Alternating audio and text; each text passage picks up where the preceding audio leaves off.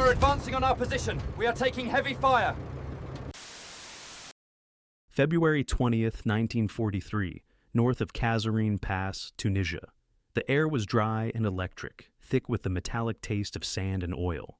I, Lieutenant Hans Weber, commander of a Panzer IV in the Afrika Corps, stood inside my turret, listening to the steady rattle of the Maybach engine beneath me. The desert shimmered under the early sun, and somewhere beyond the ridge, American armor was moving. In my headset, the radio crackled, the familiar rasp of static that had become the background noise of our war. Weber, advance with 2nd Platoon. My company commander's voice broke apart, swallowed by interference. Then silence. I adjusted the frequency again, tapping the FuG 5's metal casing with the side of my glove, knowing it would make no difference. Our transmitter, 10 watts of amplitude modulation operating somewhere between 27 and 33 megahertz, was supposed to reach 2 or 3 kilometers when stationary. But in motion, with engines roaring and spark plugs firing, the signal barely carried a few hundred meters. The others could hear me, perhaps, but I could not hear them. In this desert, radio silence wasn't a tactic. It was our condition of existence. Dust rose ahead. Through the periscope, I saw movement. 5 Sherman tanks emerging one after another, their silhouettes distorted by heat and distance. They were separated by gullies and rocks, no line of sight between them, yet they moved as if tethered by invisible wires. No flags, no flares, no riders darting between them. Each tank shifted precisely to cover the blind spot of the others, like limbs of a single creature feeling its way forward. My gunner whispered, "How are they doing that?" I didn't answer. I was too busy trying to raise headquarters, turning the tuning dial until the noise turned from static to nothing at all. When we engaged, the fight was brief and confusing. Shells fell around us, and I tried once more to report our position. But the only reply was the hollow hiss of the FuG 5. I had never felt so alone inside a machine surrounded by men.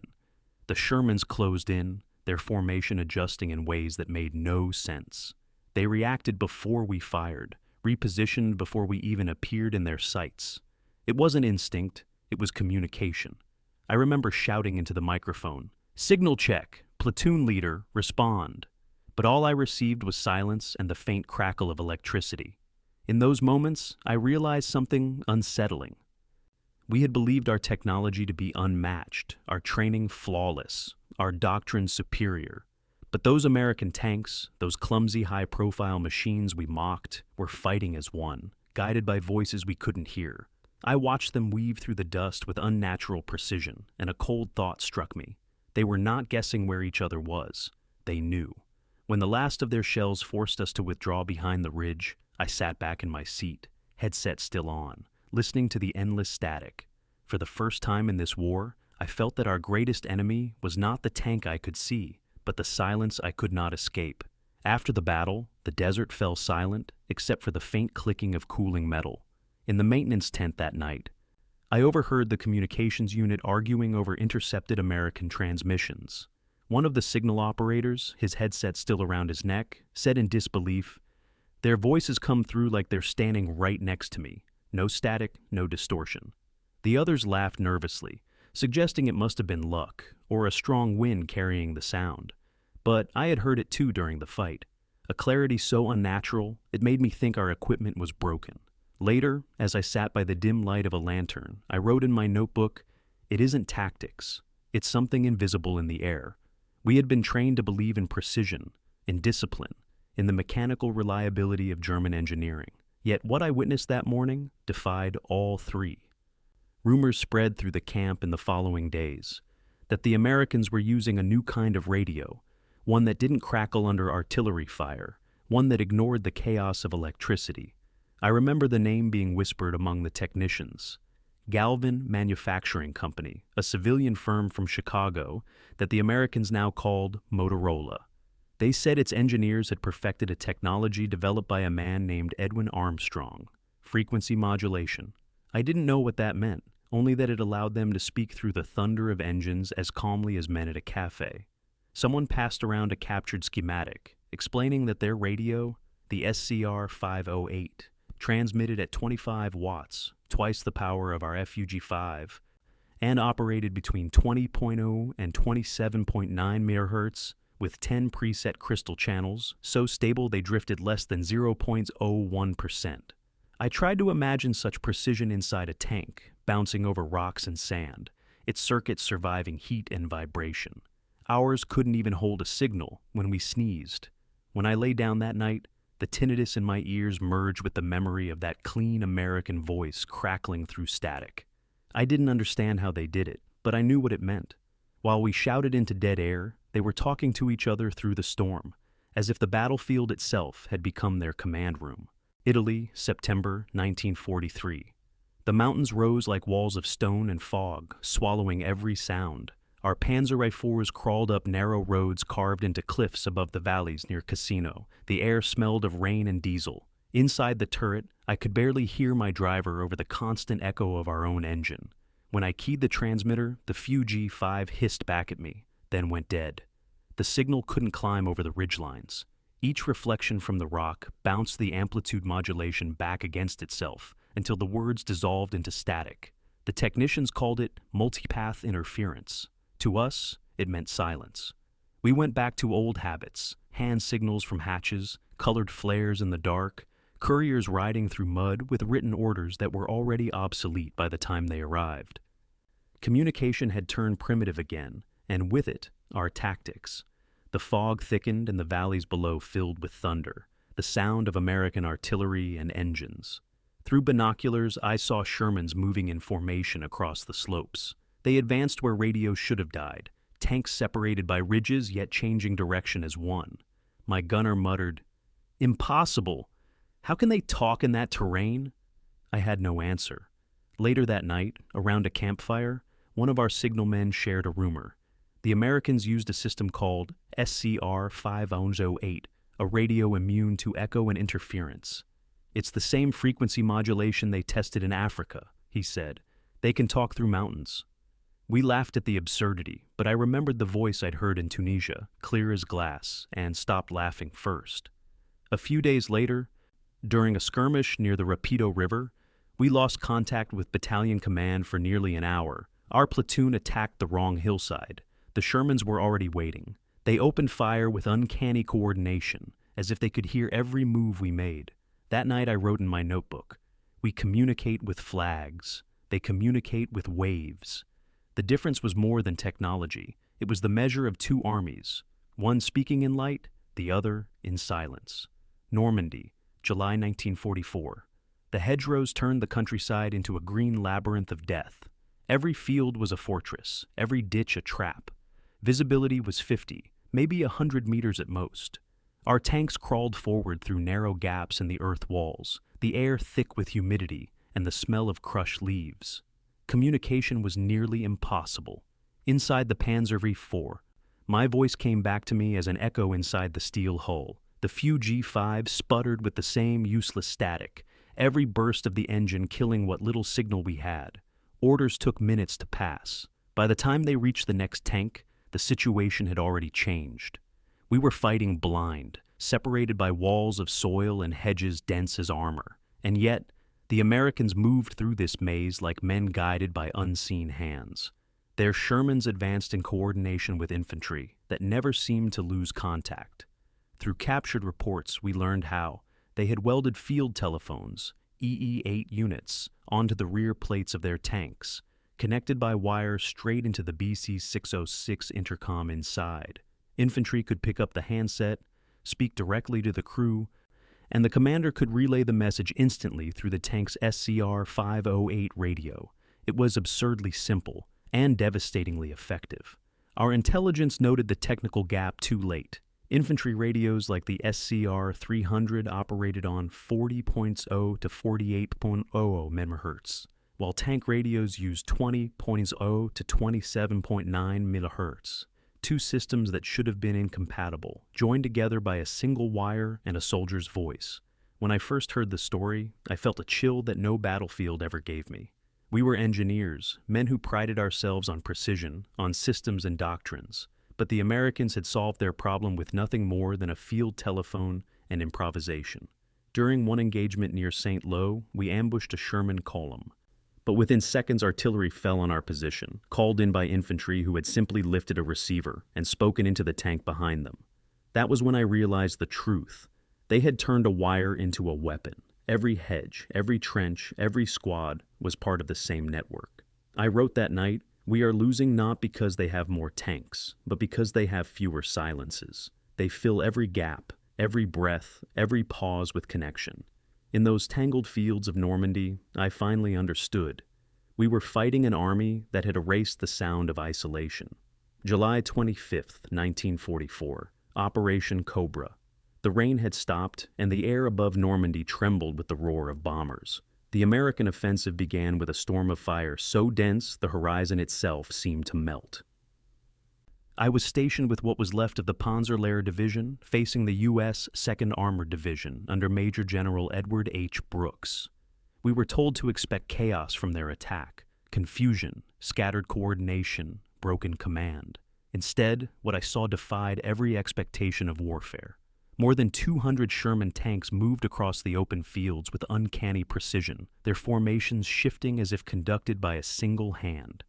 Each time we tried to outflank them, their columns adjusted instantly, one unit covering another in movements too synchronized to be coincidence. Artillery followed their calls within minutes, shells landing with mechanical accuracy. Our observers clocked the delay. Between an American tank's request and the first shell's impact, 3 to 5 minutes.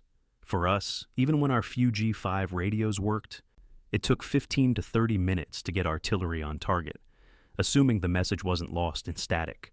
Their radio network functioned like a nervous system. Orders pulsed from headquarters to tanks, to infantry, to artillery batteries, all through frequency modulation. FM. 25 watts of clean power cut through engine noise and distance like it was nothing. Meanwhile, our 10-watt amplitude modulation, distorted by every spark and vibration, barely reached half a mile when moving. In theory, our signal range was 1 mile stationary, but in the reality of battle, it felt shorter than a man's shout. From my command hatch, I watched through binoculars as an American tank column advanced past burning hedgerows. Each Sherman moved as if aware of its neighbors, spacing perfect, timing exact. I shouted to my radio operator to call flank support. Silence. The FuG 5 was alive, its lights flickering, but all I heard was the familiar hiss of defeat. When their artillery hit, it wasn't random. They struck our routes of retreat, our supply trucks, our wounded. They weren't guessing. Someone was telling them, instantly.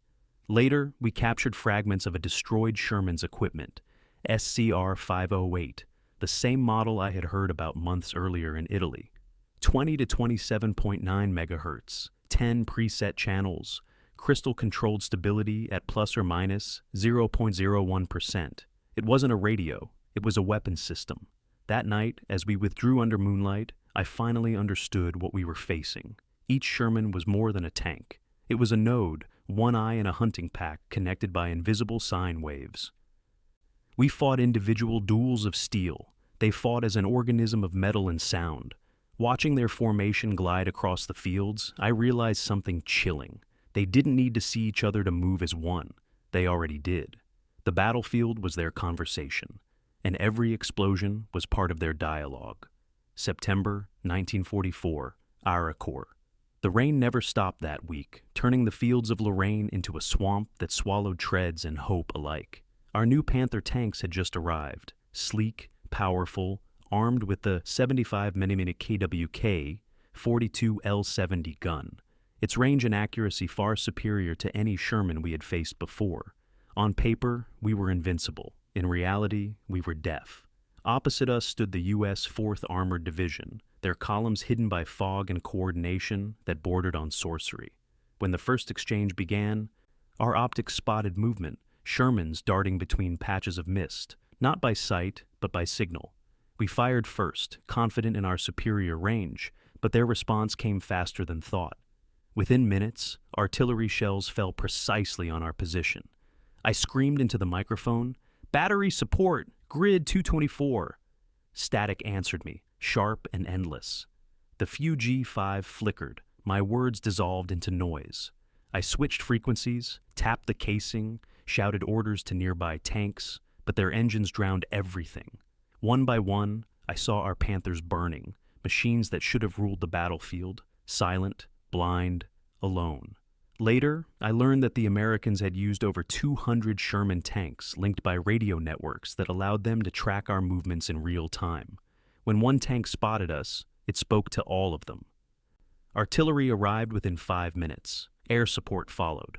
We, with our powerful guns and thick armor, took 15 to 30 minutes to coordinate a single strike, if the message even reached command. The difference was fatal. During one desperate engagement, I remember hammering the transmit key so hard, my glove tore. "Do you hear me?" I shouted, but the only answer was a hiss that rose and fell with the static of our dying system. The sound of that silence has never left me. When the smoke cleared after days of fighting, 281 German armored vehicles lay wrecked across the countryside. The Americans had lost only 41 Shermans, a kill ratio of 7-1, but the numbers tell only part of it. We didn't lose because their tanks were stronger. We lost because they heard each other, and we did not. They fought as a chorus. We fought as solos drowned out by our own noise. That night, I sat in the wreck of my Panther, rain tapping on the armor like Morse code from another world. I wrote one sentence in my notebook before sleep took me. Death does not always come from shells, it comes from silence. And in our court, silence was the loudest thing I had ever heard. March 1945. Remagen. The Rhine shimmered under gray clouds, swollen with rain and retreat. We had been told the Americans would find no bridges intact, yet that morning, scouts brought impossible news. The Ludendorff Bridge still stood. By the time we grasped what it meant, the U.S. 9th Armored Division had already crossed. Later, we learned how quickly it happened. A single tank commander spotted the structure, radioed his find, and within minutes, the report reached 1st Army headquarters. In less than an hour, the entire American front pivoted toward Remagen. It was coordination on a scale we could barely imagine. For us, communication still traveled through fragile field telephone lines, stretched across mud and ruins, exposed to every bombing run. Each time a wire snapped, whole battalions vanished into silence. We waited for replacement lines, for couriers on motorcycles weaving through artillery fire, for messages already obsolete when they arrived. By the time orders to destroy the bridge reached our engineers, it was too late. American tanks and infantry were already across, their radio nets alive with constant chatter. I remember standing on a ridge, binoculars in hand, watching as their columns expanded around the bridgehead like ripples in water. Whenever one unit stalled, another flowed in to fill the gap. I could hear their coordination through intercepted frequencies, calm voices, clipped and precise, directing armor, infantry, and artillery as though choreographed. Around me, our counterattack stumbled in fragments. One company advanced without cover, unaware the neighboring unit had been destroyed.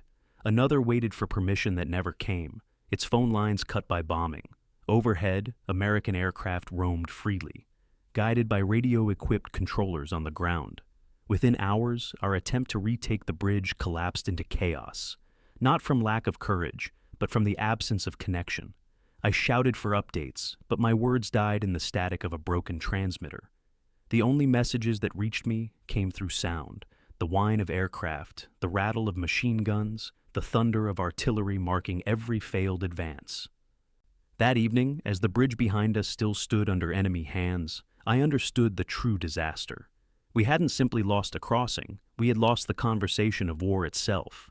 Watching the Americans build pontoons beside the Ludendorff, their radios alive with confidence, I whispered to myself, "We did not lose the bridge, we lost the airwaves." April 1945, the Ruhr Pocket.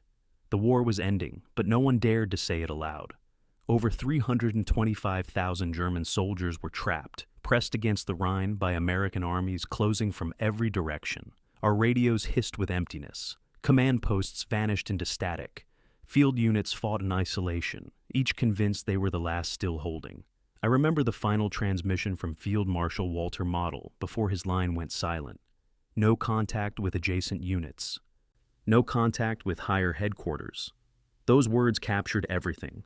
The army that had once marched across Europe now spoke to no one. We fought surrounded not just by enemies, but by silence. I tried to raise neighboring battalions, even local artillery, but every channel returned the same faint hum of defeat. When the encirclement finally collapsed, I surrendered with what was left of my company.